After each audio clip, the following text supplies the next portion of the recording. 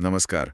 आज हम पश्चिम मध्य railway WCR की जो 2025 एक्ट अप्रेंटिस भर्ती है उस पर एक नज़र डाल रहे हैं। जी। हमारे पास इससे जुड़ा एक काफ़ी डिटेल्ड लेख है, तो कोशिश करेंगे कि इसमें से जो ज़रूरी जानकारी है वो निकल पाए। बिल्कुल। मतलब हमारा लक्ष्य ये समझना है कि ये मौका क्या है, किसके लिए है और क्यों ये मायने रखता है। हाँ। तो चलिए पश्चिम मध्य रेलवे की इस अप्रेंटिस भर्ती को जरा करीब से देखते हैं। 2865 पद, ये तो काफी बड़ी संख्या लगती है। हाँ, 2865 पद सच में एक बहुत बड़ा आंकड़ा है। ये पद कहाँ है वैसे? देखिए, ये पश्चिम मध्य रेलवे के अलग अलग डिविजनों और वर्कशॉप्स में है। जैसे जबलपुर डिवीजन में सबसे ज्यादा है, 1136। अच्छा। फिर कोटा डिवीजन में 865 है, भोपाल डिवीजन में 558 और कुछ पद CRRS भोपाल, WRS कोटा और हेडक्वार्टर जबलपुर में भी हैं। तो मतलब मौके कई जगह बिखरे हुए हैं। और ये पद एक्ट अप्रेंटिस के है, ये सुनने में थोड़ा टेक्निकल लगता है। इसका असल मतलब क्या है, मतलब एक कैंडिडेट के लिए? हाँ, आपने सही पकड़ा। ये अप्रेंटिस अधिनियम 1961 के तहत एक फॉर्मल ट्रेनिंग प्रोग्राम है। ओके। तो इसका मतलब ये हुआ कि ये सिर्फ कोई टेम्परेरी काम नहीं है, बल्कि इंडियन रेलवे जैसे बड़े संगठन के अंदर प्रैक्टिकल स्किल्स सीखने का एक स्ट्रक्चर्ड तरीका है। अच्छा। इसमें ट्रेनिंग का समय, जो स्टाइपेंड मिलेगा, ये सब सरकारी नियमों के हिसाब से तय होता है। ये एक तरह से समझ लीजिए किताबी ज्ञान को असल दुनिया के काम से जोड़ने वाला एक पुल है। समझ गया। तो ये सीखने का एक औपचारिक तरीका है। अब जरा ये बताइए कि इस रास्ते पर चलने के लिए योग्यता क्या चाहिए, कौन अप्लाई कर सकता है? हाँ, तो इसके लिए दो मुख्य चीजें जरूरी हैं। पहली, कैंडिडेट कम से कम 50% मार्क्स के साथ 10वीं पास हो। 50%? जी।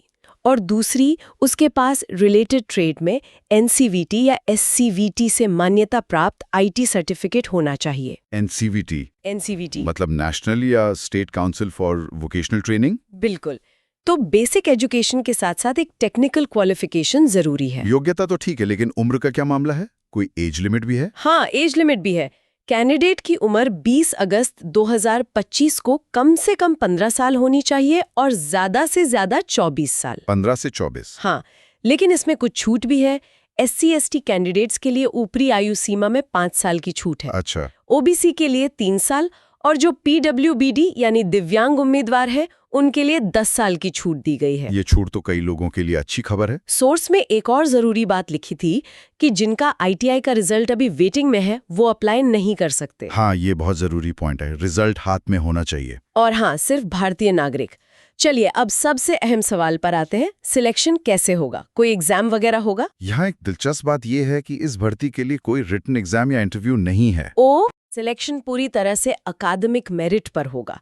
10वीं और ITI में जो मार्क्स मिले हैं उनके आधार पर एक मेरिट लिस्ट बनेगी और दोनों को बराबर वेटेज दिया जाएगा। अच्छा, 50-50 वेटेज। हाँ, ये तरीका शायद रेलवे इसलिए अपनाता है ताकि प्रक्रिया थोड़ी सिंपल रहे और जिन स्टूडेंट्स ने लगातार अच्छा परफॉर्म किया है उन्हें मौका मिले। यानी पढ़ाई में अच्छे नंबर लाना यहाँ बहुत जरूरी हो गया है।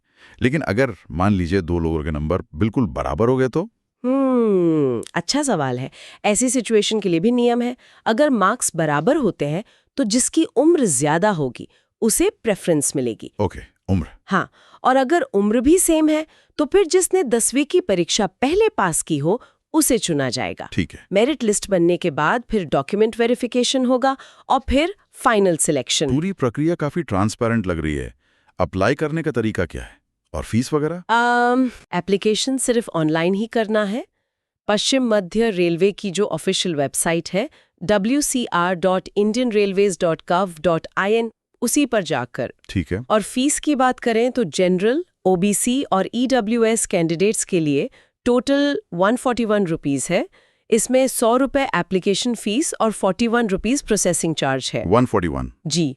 और SC/ST, दिव्यांग और महिला उम्मीदवारों के लिए सिर्फ 41 रुपीस का प्रोसेसिंग शुल्क देना होगा। एप्लीकेशन फीस नहीं लगेगी। ये तो ठीक है। और सबसे जरूरी बात, डेट्स, एप्लीकेशन कब से कब तक खुली हैं? हाँ, ये ध्यान रखना जरूरी है।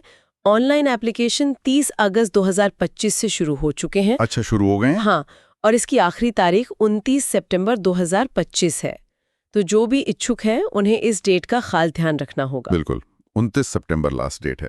ठीक है, मान लीजिए किसी का सिलेक्शन हो जाता है, तो इस अप्रेंटिसशिप से उन्हें फायदे क्या मिलेंगे? स्टाइपेंड तो मिलेगा ही, उसके अलावा? स्टाइपेंड तो सरकारी नियमों के हिसाब से मिलेगा, लेकिन मेरे हिसाब से उससे भी ज्यादा जरूरी है यहाँ मिलने वाला एक्सपीरियंस।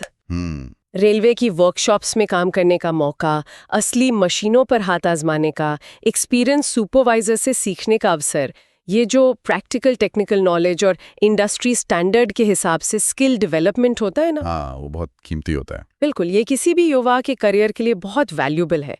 तो इसे सिर्फ एक ट्रेनिंग की तरह ना देखें, ये इंडियन रेलवे में फ्यूचर में परमानेंट जॉब की तरफ एक बहुत मजबूत कदम हो सकता है। सही कहा, प्रैक्टिकल एक्सपीरियंस की वैल्यू बहुत ज्यादा है, खासकर ऐसी फील्ड्स में। तो संक्षेप में कहें तो पश्चिम मध्य रेलवे ITI पास युवाओं को 2865 पदों पर अप्रेंटिसशिप का एक शानदार मौका दे रहा है।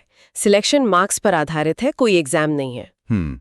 और ये रेलवे के काम को करीब से जानने और ज़रूरी स्किल्स हासिल करने का बेहतरीन जरिया है। लास्ट डेट फिर से याद दिला दूं, 29 सितंबर 2025 है। बिल्कुल।